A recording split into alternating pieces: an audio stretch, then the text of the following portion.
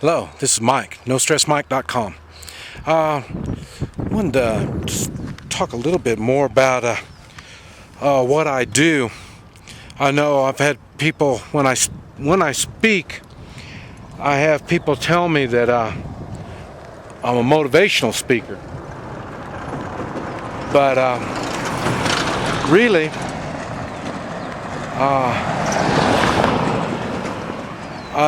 I'm much more than a motivational speaker. I live my life as a motivation. That's why I make the videos and stuff. I try to share what I can do. And I'm no more special than anybody else. But what you have to do is prepare.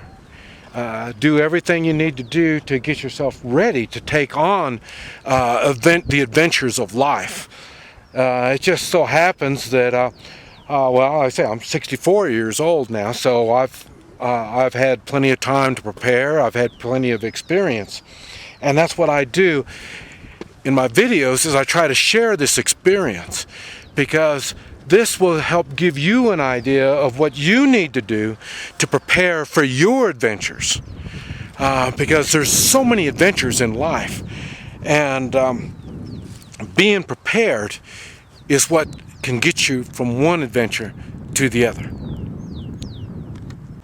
It's funny that people underestimate me, and I'm tired of nice dish. Yeah, and so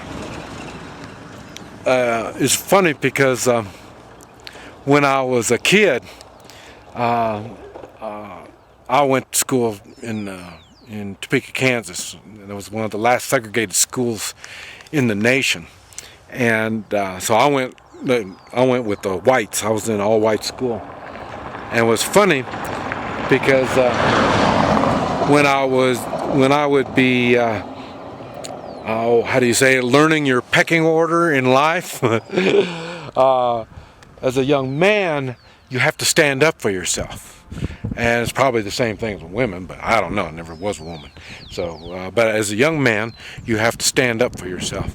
And it was funny because I was a young man before Bruce Lee came around.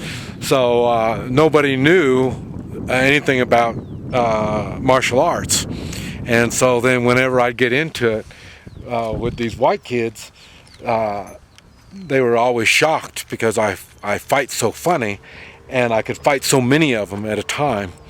And so now in the United States, when they think of the Chinese in the United States, it's kind of like the blacks. They think every black can play basketball. Well, they kind of think every Chinaman can fight.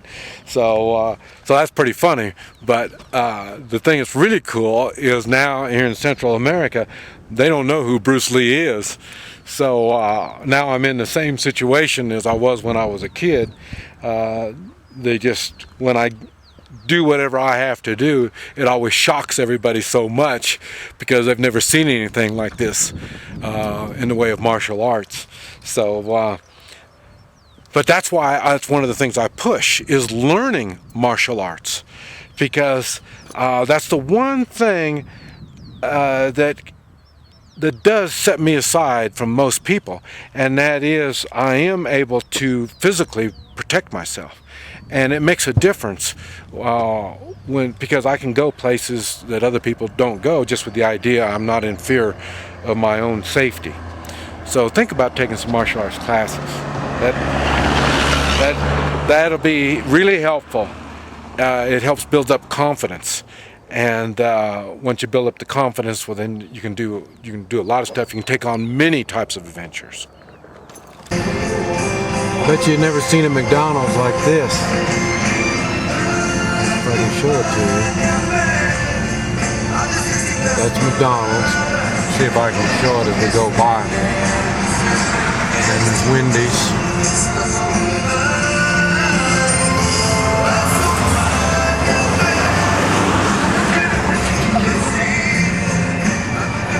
They got McDonald's McCafe.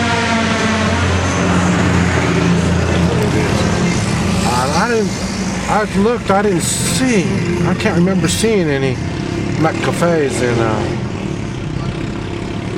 in the United States. But there it is. They got table service too. And right here's the shopping center. It's one of the older ones. And they got some bigger ones.